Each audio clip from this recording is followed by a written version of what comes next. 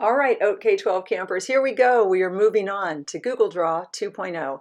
This group includes space and texture, grouping, copying, overlapping, a lot of the things that we've already done, just a bit more complex.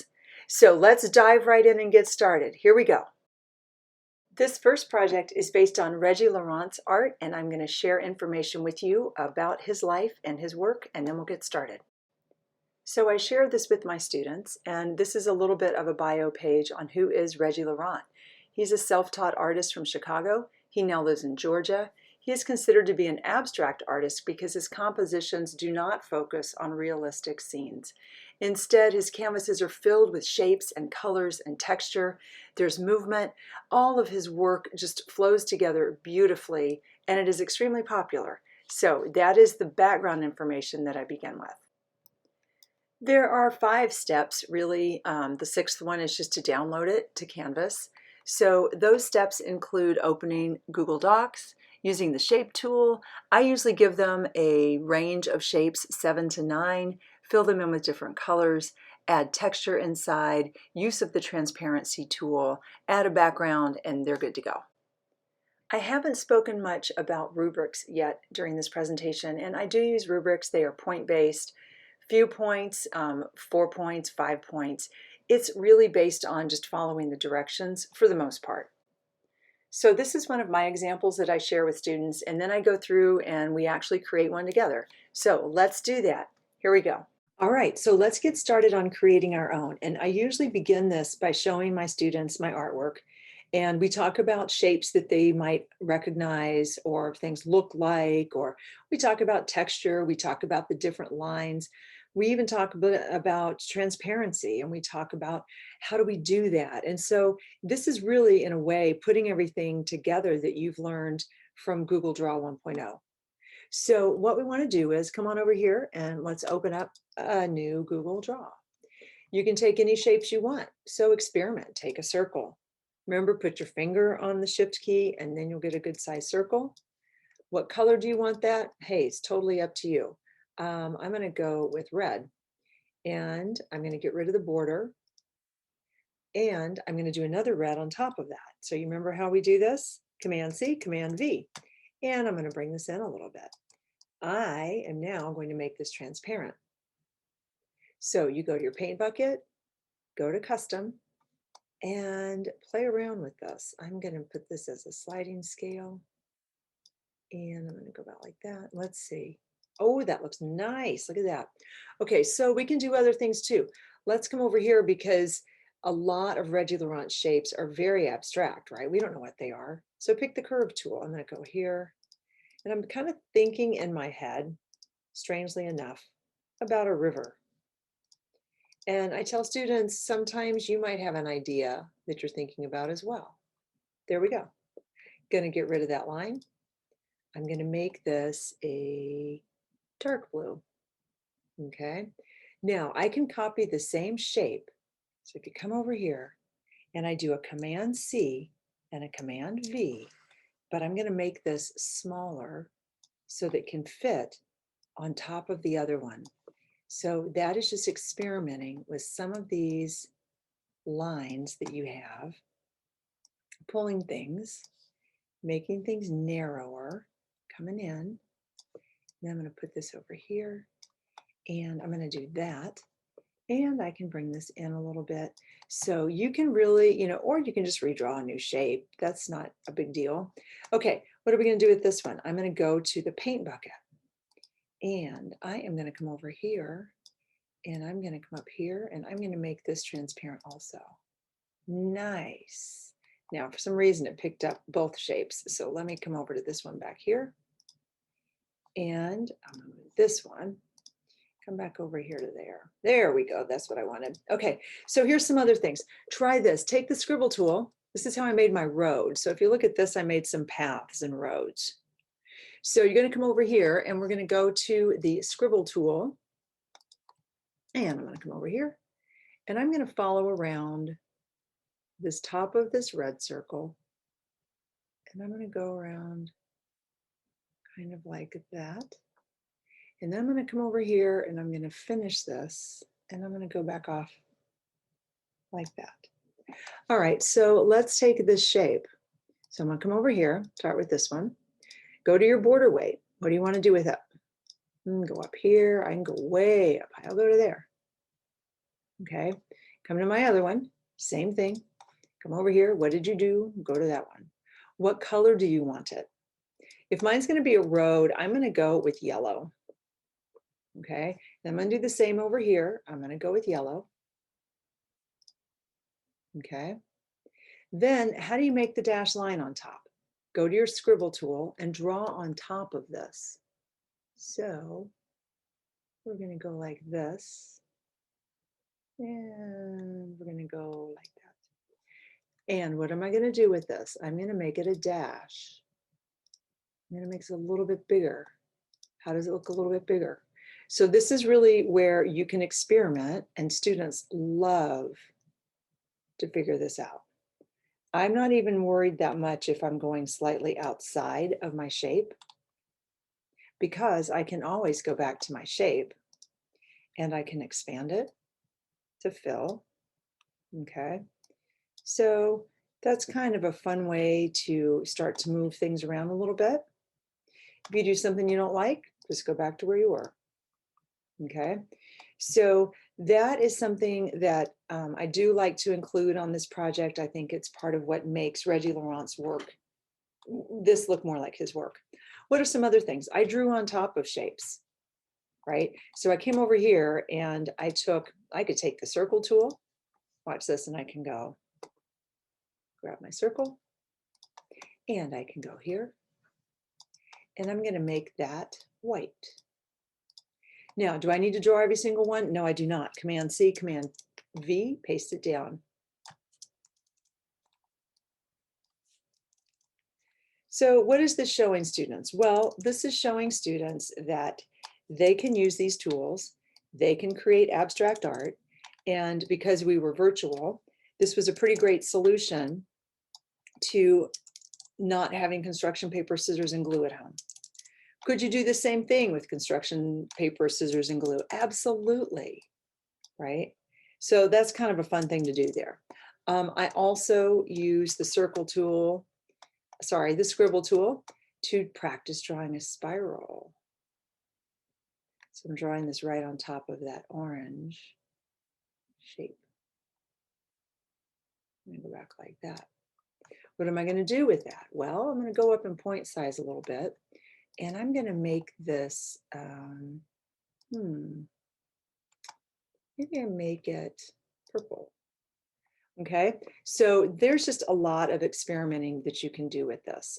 So I'm going to give you a few minutes here and you can practice on your own.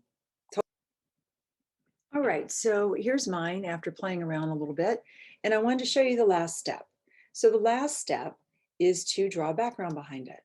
So you're going to go to shapes and you're going to take a rectangle, put your finger down. Well, you don't have to put your finger down. You can just draw the whole thing and cover up that whole space. And let's make this black and let's move this to the back, right? Pretty cool. So you see some things that kind of go off the page, so you can fix those. Sometimes you don't realize when you're working on things kind of where they go. This line is still bugging me a little bit. That's a little bit better. There we go. So that is what this assignment is. So you can show students the transparency, you can show them the scribble tool, but you're really trying to stay a little bit in his manner of shapes, color, texture. Okay, so again, same idea. When you're done, file, download JPEG or PNG, and you got it. All right, so we're going to move on to Jen Stark, another one of my favorite artists. So let's hold on here and get ready. So I call this project The Amazing Jen Stark. A little bit about Jen Stark. She was born in Miami. She lives and works in Los Angeles. She's got a fantastic website I've got up there for you, jenstark.com. She looks at geometry. She looks at pattern repetition, bright colors, things like these 3D works, public work. She has done things that she calls drippies, and here's an example of one of those. So I'm going to show you how we can use Google Draw to create something inspired by some of her paintings where really she just used marker, pen, and paper. All right, so let's get started. This is one of her paintings that she created. It's actually using felt tip pen on paper, and she calls this Cosmic Strings. And this is a fantastic project to have students talk about, what do you see, right? How many geometric shapes do you see in here? How many line design? Look at the lines. Are they all the same? What about colors? Where do you see repetition? Where do you see pattern? So this is just an entire conversation about texture and about overlapping and pattern, filling the space, looking at the whole composition of a piece. So once you've gone through that, then Google Draw time. And you know this, you're going to open up a Google Draw. I've got one started for you. And you want to take a look at her shapes. So one of the ones that I love to do is what I call the flying disc shape. And the flying disc shape is where you take a circle shape, oval, and I'm going to draw this like this. And then I'm going to turn it. So you go to the little circle. You guys are pros at this. You know this. Okay, so she does a lot with super bright colors. They have lines around them. So let's go to the border weight. Let's pick a color. I'm going to go with pink. I'm going to go to the weight and make this 4. Maybe I'll go more than that. What color do I want the inside? Well, you can do anything. I mean, I'll go with yellow. Oh, okay, so let's copy and paste this. Command C, Command V. I'm going to bring this down, and I'm going to move this kind of up like this. I'm going to bring this up a little bit. So we start to make this kind of a 3D-ish looking shape. I'm going to change the border color. I'm going to make this blue. I'm going to change the weight. I'm going to change the fill. Now we're having some fun. Okay, so I'm going to do another Command C, Command V. I'm going to bring this one down, and I'm going to put this up here again. So when you pile them up on that back line, that starts to create a little bit of some different form, right? It starts to make it look a little bit more as if it is going a bit back in space. I'm going to go with white, and I'm going to bring this even maybe a little bit lower. Okay.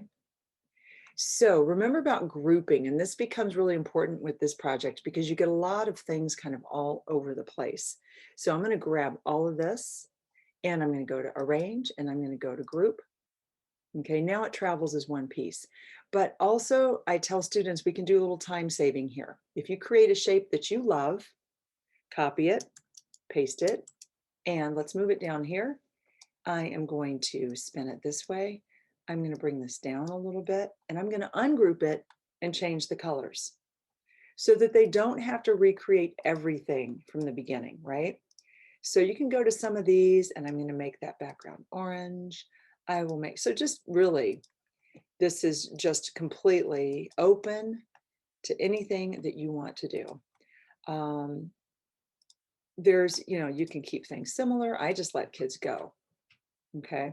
So for this one, I'll leave it like that. I'm going to go over here. I'm going to group it. And I'm going to bring this down, down, down, down, down. Okay. So there's 2. I can flip it. You know how to flip things. Click the object, go to format options, go to size and rotation, flip. Okay. Now we're starting to create space. Okay. So let's work on this a bit, and I will get back to showing you how mine is all put together. All right, so I'm going to stay with the circles just a little bit more here, and then I'm going to switch over to triangles. I like to do kind of these giant ones, and I may put this in the back when all's said and done. I'm going to fill this with black.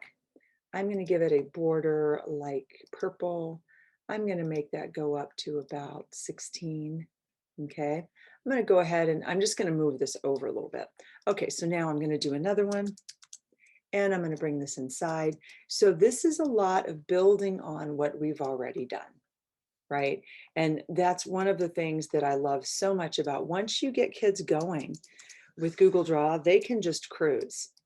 And it's, I like to keep just moving around here, changing things up, change up your colors. But she is truly a fan of bright colors. So do not be afraid to let kids just go for it. Some of these colors are hard on your eyes, for sure. But, you know, let them have at it. Go back and put black in there. Okay, so there's another shape. So again, grab everything that you've done, arrange and group. Okay, I sometimes give students a limit, or not a limit, but a range.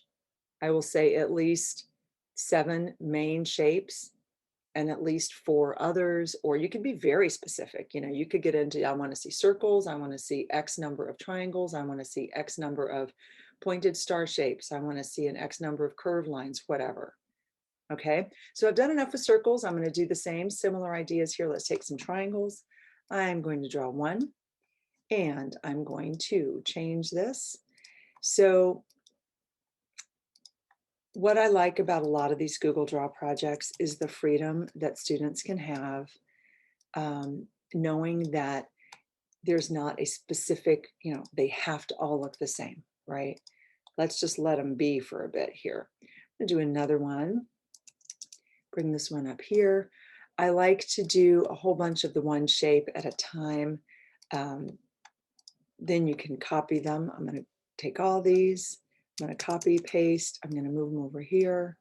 I'm going to change the colors, move this one over. You can, you know, get into Tinyville, as I call it, get a bunch of teeny tiny ones. Let's make that red. Let's make that yellow. Now let's find another color. So again, really you can do, like I said, there's no limit, just no limit whatsoever. I'll go to this one. I will make this one black. Okay. So you kind of get your range of shapes. I could take this again. I can group it. I can copy, paste it. I can move it over here. I can make them teeny tinies. I can put them up here. You want them the same, keep your finger on the shift key. Okay. If you don't want them the same, it doesn't really matter. You can flip them. So again, just experimenting. Okay. Don't forget about these shapes. When you go to shapes, you can go down to stars and call outs. So if you come all the way over here, sometimes I take these 12-pointed ones. Let's draw one. Would she use one of these? Sure. Why not? Okay. I'm going to make the inside pink. I'm going to make the outside yellow. I'm going to make that about a 4. And so a lot of this, again, you know, your students are going to get very used to the copy and paste function. That's the goal here. They're going to get very used to grouping. That is also one of the goals here. So you can just kind of go from there. And I'll show you a couple more things here, and then we'll move on. So let me get to this one. Okay. So you can now also use scribble line tool. Go up here, get the scribble. Okay.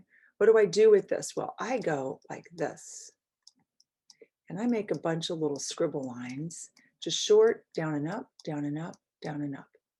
Okay. I'm going to come over here. I'm going to copy all of those, but look what happens. I get this guy in the way, move that down. Okay. Come over here. Now, why am I going to do this? Because this saves me time. Group.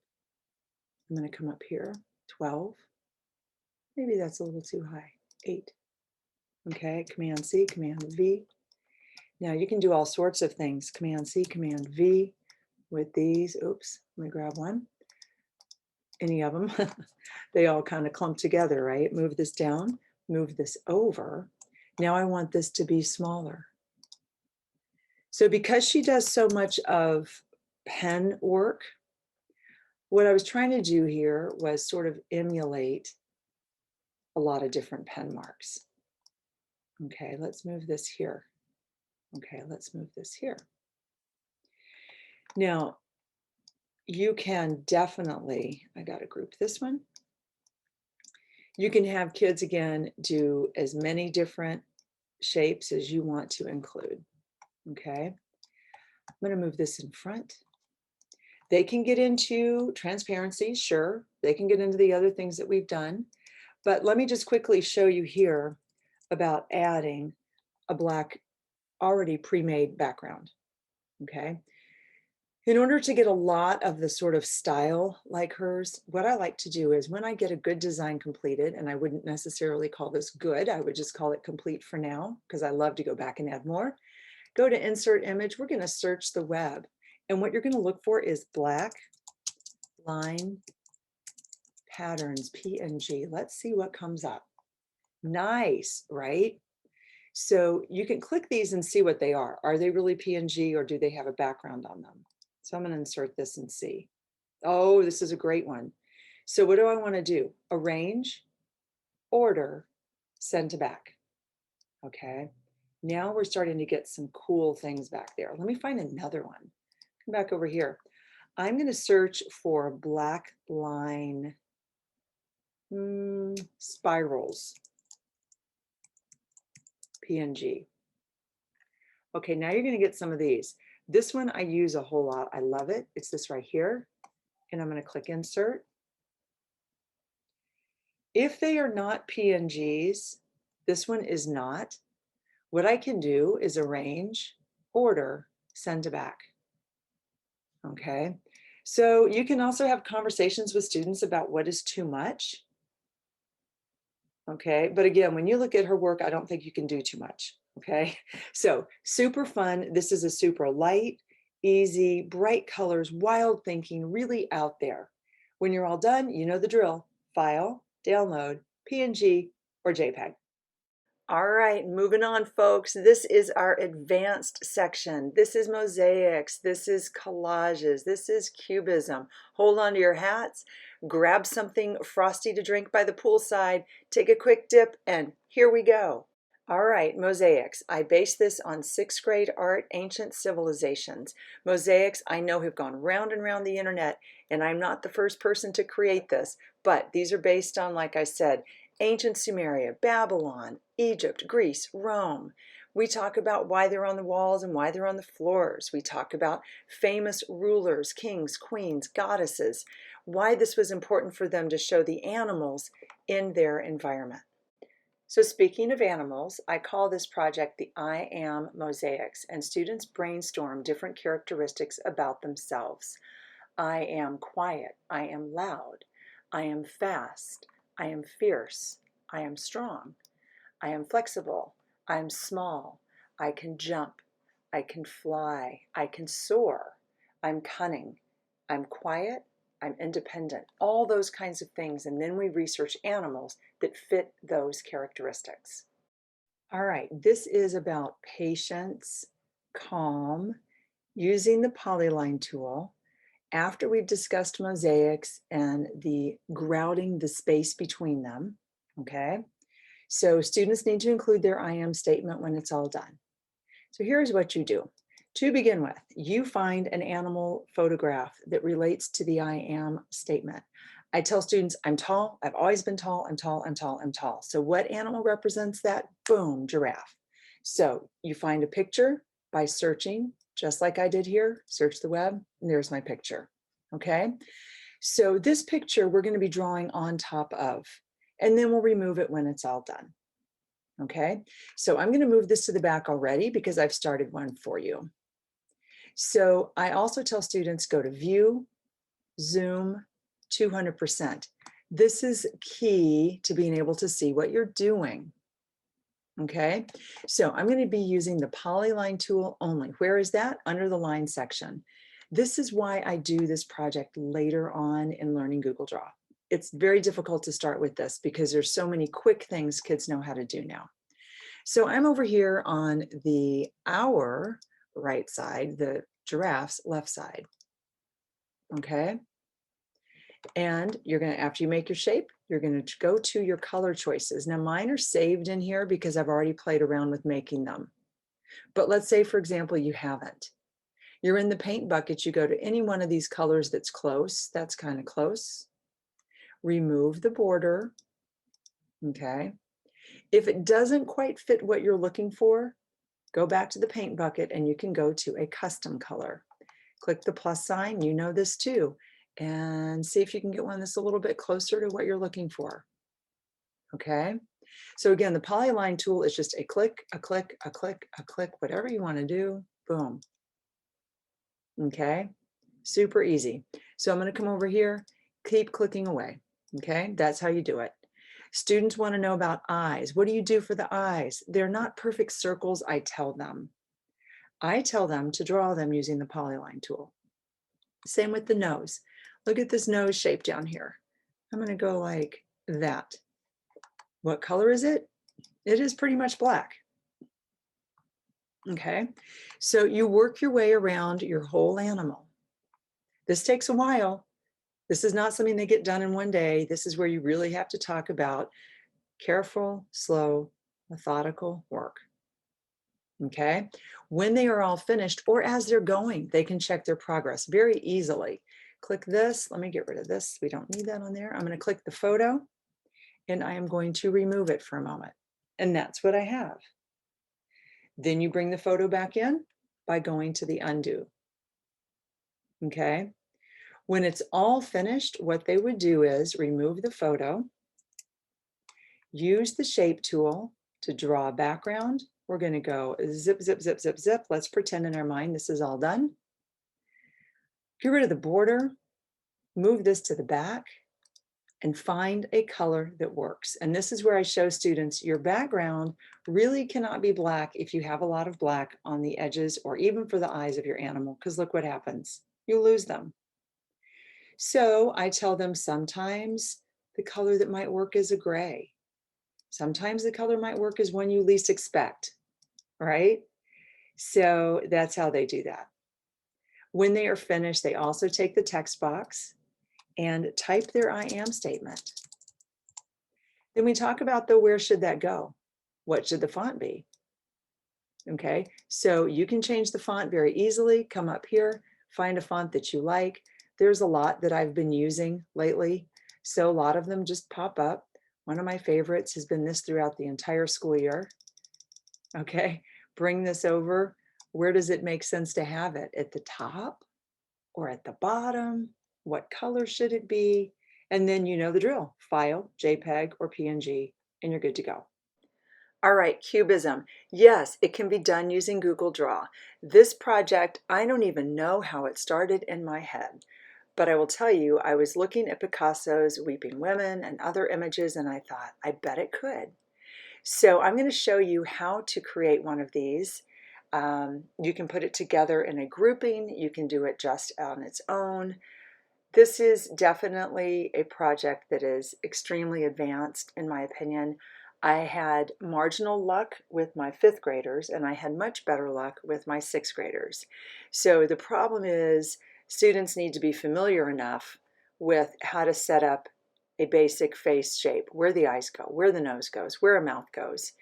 So there is a lot of pre-teaching that needs to happen before you could tackle this one, but the results have been great. So let me show this to you briefly, the steps, and we will get started. So before I actually begin the lesson, I just wanted to give you a little bit of background on Picasso's painting, The Weeping Woman. It was painted in France in 1937, but it was really based on Picasso's response to the bombing of Guernica during the Spanish Civil War, and it's closely associated with his painting of Guernica.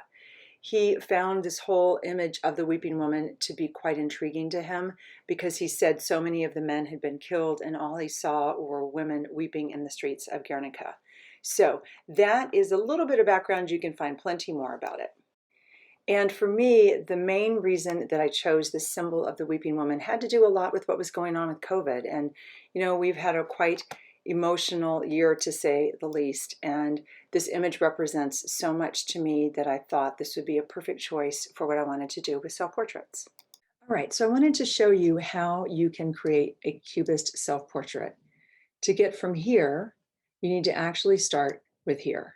So you need to pull in a portrait that you want to use, a photograph. It doesn't have to be you. I tell students I like for it to be them because we do a lot of self-identity type of assignments. So I like to have the weeping woman next to me just so I can see colors. So the first thing we're going to do is use the curve line tool to create a giant shape for your face. We're going to create a shape for your hair, your neck, and all of that, and then we'll add the details on top. So let's start with the curve line tool. Okay, so just like we were doing with your mosaics, you're going to be right on top of this photo. And I literally just click as I go around. So I'm going to come all the way up to here and there. Okay. I like to go up to about 8 point with my black lines. Picasso was very much about using black lines and letting them show. I'm going to make this purple. Okay. Then I'm going to come over here. I'm going to draw an ear shape based on my photo. And this I'm going to make green. I'm going to go for the hair shape. So I like to do all of this at the beginning, and I will show you why, because we're going to group this, and then we're going to be working on top of here with the other shapes, because you don't want these shapes to get totally out of the place here. I'm going to save this little earring shape because I'm going to do something with that, I think. So this just takes a little bit of clicking, actually, you know, fair amount of clicking. Get back to there. And we're going to make that yellow. Okay. I'm going to add my neck, but I'm going to use the polyline tool. I'll actually do that at the end. Okay. So I'm going to do one more thing here. I'm going to take this little earring and I'm going to make that white. Okay. All right. So here is this shape right now. Next up, we need to add the different areas of color that make it cubist. We need to add your eye features. So there's going to be a lot of sort of back and forth. Bring this to the front. Look at where the eyes are. They're halfway down. Look at where the nose is. So you can really talk about how a face can be gridded. But again, this is something that you definitely want to do, I believe, with older age students, or simplify it for the younger ones. Okay, so I'm going to use, again, I'm sticking with the polyline tool. And I'm going to look to see, this looks like it's about halfway. This, I'm going to give it a line around it. Okay, the color, I'm going to kind of stick with more of what he does, at least in the beginning. I'm going to copy this one. You know how to do that. I'm going to bring it over here, but I'm going to turn this a little bit and I'm going to change the shape a little bit. Okay. When it comes to the nose, well, let me get the pupil in the eye here yet. I think it looks more realistic once we start going like this. Becomes more of a face. I draw the circle shape rather than just find a circle shape and put in there. Okay, I think you have a little bit more artistic freedom that way. I'm going to turn it this way. Okay, so I might even turn this a little bit more. Move that up a little bit. Okay, so you can kind of see how that goes. Now, when I go back to mine, you can see what I've done. I've added lines for eyelashes. I've added lines for an eyebrow, created the nose, the mouth, and all of that. Okay, so just kind of quickly on that, you could use the polyline tool for the nose. You could come down, over, over. I tell you what's hard here is to get students away from, you know, oh my gosh, this has to look perfect. Whatever perfect means to them. Students seem to have a hard time with this one at first because I think that they're trying to, you know, they have an image in their mind of what beauty is. And a lot of this doesn't seem to fit that image. So this is a good time to have those conversations with, you know, artistic creation, beauty, what is it? Okay. I'm going to go ahead and finish up the eyes here. So I'm going to go like this. And go like this. And go over here.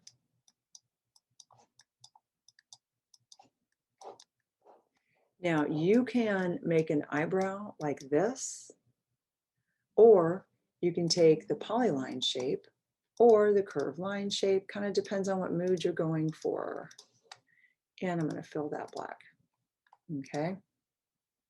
I can take the same one here. I can copy it. I can go to format options, size and rotation. I can flip it. So, I mean, honestly, if you can dream it, you can do it with Google Draw. I'm not somebody hired by Google to do any of this. This is just something that I, on one snowy night around Christmas time, I just started figuring things out. Okay, and go here. When it comes to the mouth, you have a lot of choices. You can draw it as one shape. You can draw it as two different shapes. That's completely up to you. So I'll show you with the polyline tool. This is kind of my preferred way, I guess. I do it in two different shapes. That's going to be the top lip. I'm going to make this, I'm going to go with more of a cherry, or I like a tomato red, I think. Okay, that one I'm going to make a little darker. Okay, now teeth. Here's what I suggest you do with teeth. If you want to have teeth, use the rectangle tool and draw this like a bar. I've done this on the right side so you can see. Fill it white.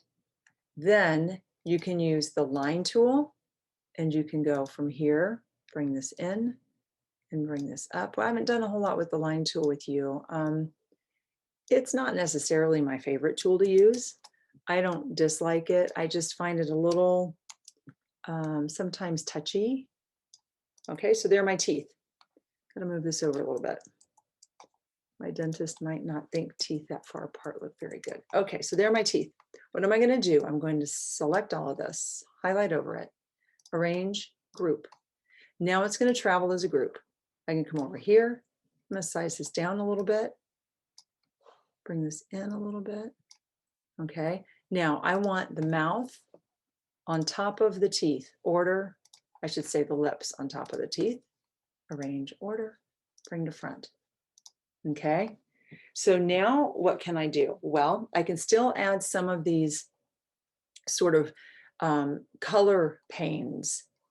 So how do you do that? I go to the polyline tool and I'm going to come over here. I'm going to come up here. You do it with the curve line tool. It really doesn't matter. It's not going to have a border on it. I'm going to make this, I'm going to go with that color. Now, what to do here? Okay, what to do here is to click that and go to Arrange, Order, Bring to Front. So this is how you can start to, I needed to group these eyelashes. If you forget to group something, it's not horrible. It's not the end of the year, end of the world either. You can group it. Bonk.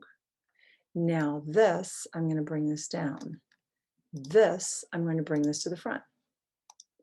So this is the only thing that can sometimes get a little headachy for kids, okay, depending on this. So I'm going to come over here and I'm going to go right over here. And I'm just going to go along the face here. I'm going to make that one. Maybe I pick up some of the green. Oh, I'll leave it like that. I was thinking I could do that. No, I'll do it like that. So the beauty is then you can start to decide what goes in front, right? I want to group this nose together. I forgot to do that. So group, arrange, order, bring to front. Get this black line around there, okay? So let me show you a little bit more. You could keep working on that more and more. I do love using the scribble tool on this one. I can go there. I'm gonna make that there. Okay, no, maybe I don't want that there. I can come over here though. Sometimes I put one like that. Come over here. Sometimes I put one like that. Sometimes I put one like that. Sometimes I put one like that. So it's really up to you on what you want to do with your line designs. Okay. Hair. Okay.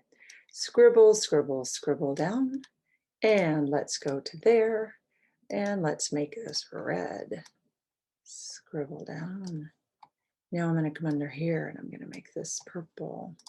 So this is where I like to have students try to pick up some of the colors that they've already used. Again, sometimes they kind of freak out a little bit and they're like, well, wait a minute, you know, my hair is brown or my hair is this or that. And why are you making me use these colors that aren't even in my real hair? Well, you know, nowadays hair is also different. That is totally cool and just do whatever. So anyway, this is how I put this all together. I need to do this. It's just a lot of back and forth, like I said before.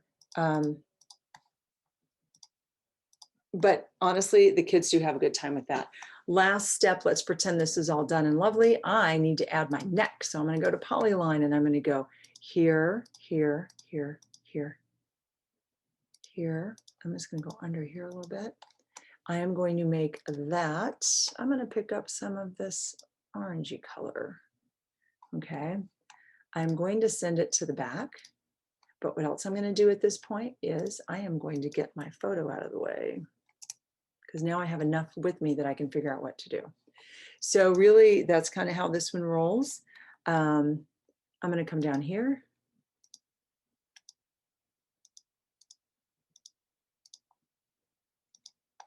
And I'm going to make this one. I'm going to go back to that kind of peach color I had up there.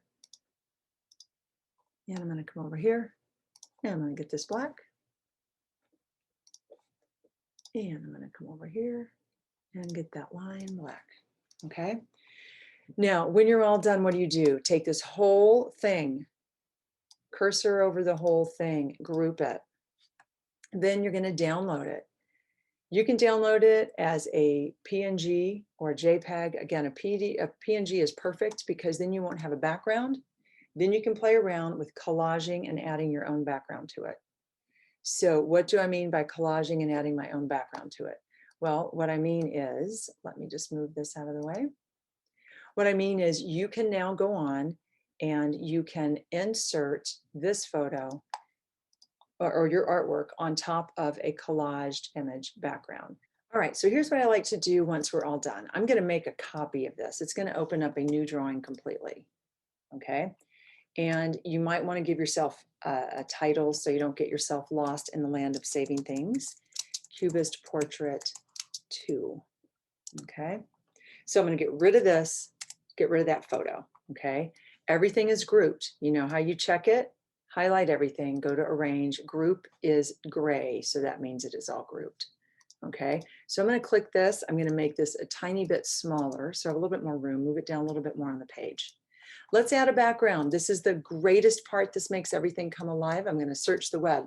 I like flower patterns. I like anything that's going to be a vibrant, maybe quilted type of pattern. So I'm going to look up flower pattern wallpaper and see what comes up. Oh, look at all these. Okay. I'm going to take this one and I'm going to click it. And this may or may not be the right size, but it works pretty well there. I'm going to send it to the back. Okay. Now that's a whole lot to look at, right? That gets pretty darn busy. So what you can do is you can click this and go to Format Options. You know how to do this. Go to Recolor. Now look, this can change your whole mood, right? So you can do things like that. You could do a no color. You could go to adjustments and just make this more transparent. You could make this darker. You could leave it as it is. So there's a lot that you could do to play around with that. So let me show you another one. So if you'd like to see the one that I used in mind, I used this one. And I love this image. I just find it happy, even though this is not necessarily based on happiness, the reason behind Weeping Woman. So there's that. Okay. So from there, you can see when I go back to my original one, you can see here, I made a lot larger on the page. So you can experiment with that. But overall, that's it. And it was really, like I said, great fun to do. How do you get to the groupings? I copied and pasted. I did that in slides. And then that allows you to change the transparency, which is also a whole lot of fun to do. So I'd like to leave you with Google Draw 4.0, and this is more complex. It's putting everything together. I'm just going to show you these two and talk about them briefly without a demonstration, but I will include the links and the resources for everything that I've shown you today. I've always loved Dale Chihuly's art. I've loved watching videos about how he blows glass, so I thought this could be a fantastic way to have students continue using the transparency tool to create something like this. So this was my example, and they just kind of went from there. You can notice things though, right? You can see the scribble tool, the curve line tool, the polyline tool. Great way to tie it all together. So then I started looking at how could we integrate science, the environment, Google Draw with something in the art room. So I created this landscape project, and it was based on an artist that I actually discovered on Etsy. And I went through and showed students her work. Her name is Karen Fields, and we looked at different ways to create flowers. And then we went on to using Google Draw, and I showed students you got to have 5 different flowers. We put them all together, then we arranged them. You know how to do this. Then here it was with the background in it. Then we added little bugs, worms, butterflies, ladybugs, anything else they could come up with. Oh, and then I moved on to the coral reef, and I looked up reference of critters in the water, and I created this one again using Google Draw. Then I moved on to the rainforest, and I looked up flowers and birds and animals, created the background first and put everything else on top of it, pulled in some things I'd already created before. Then this was my final one on the desert, and there's some little animals in there, a gecko, an owl, and a bunny rabbit. Actually, it would be a desert jackrabbit. We've come to the end, and I will leave you with this. Create projects that bring you personal joy. All of these I created just by having a little idea. I looked around my art room, I looked through things that I'd already created, and I thought, how can I turn this into Google Draw? Would the students like this? What else could I try? And once you start that ball rolling, there is no stopping it. This is a Robert Indiana that I did, and this is a Talavera tile design that I created. Really, it can just go on forever. So I hope that in the end, you have come away with some great new ways that you can use Google Draw, and please share them on the OATK12 site. I'd love to see them. And thanks again for participating. I hope you had a great day at camp, and I will see you later. Thank you.